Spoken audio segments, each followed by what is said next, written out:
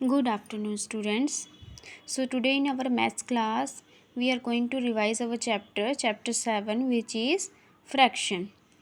Now fraction क्या होता है? Fraction is a part of whole.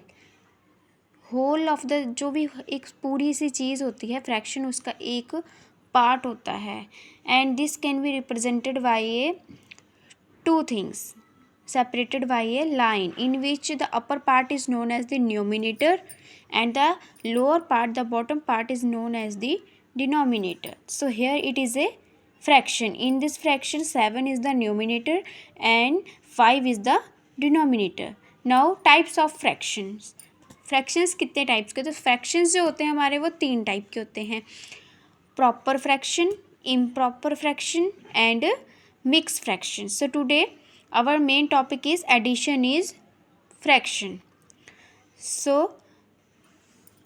we have two fractions, 7/5 plus 1/5. So in order to add these two fractions, the first rule is we have to see the denominator. If the denominator of both of the fraction is same, then we take it as a single time, and this is the very simplest way to solve an fraction.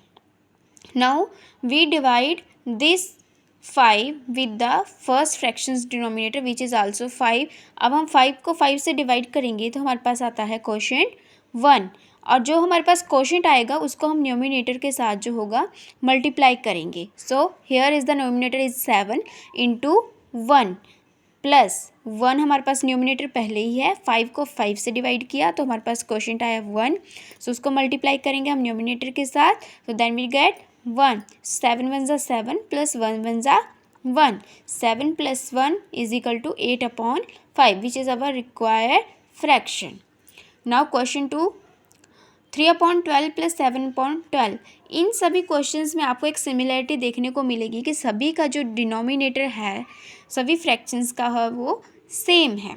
सो अगर denominator same है तो हम उसको simple, जब हम addition का operation perform करेंगे तो हम उसको सिंगल टाइम ही काउंट करेंगे. सो हेयर हम लोग एलसीएम लेते हैं 12 को 12 से डिवाइड किया तो क्वोशिएंट आया 1. 3 into 1 plus 7 into 1, 3 plus 7 10/12 which is our required result. Similarly बाकी के क्वेश्चंस भी आपने इसी तरह से परफॉर्म करने हैं और कोशिश करनी है इनको अपने आप से अच्छे से सॉल्व करने की. सभी बच्चों ने अच्छे से नोटबुक में सॉल्व करने हैं एंड सेम क्वेश्चंस जो हैं आपके क्वेश्चंस जो है बिल्कुल सेम रहेंगे, बस ऑपरेशन चेंज हो जाएगा और उसके आपने सब्ट्रैक्शन इन फ्रैक्शन के क्वेश्चंस जो हैं उनका रिवीजन करना है. Okay, thank you.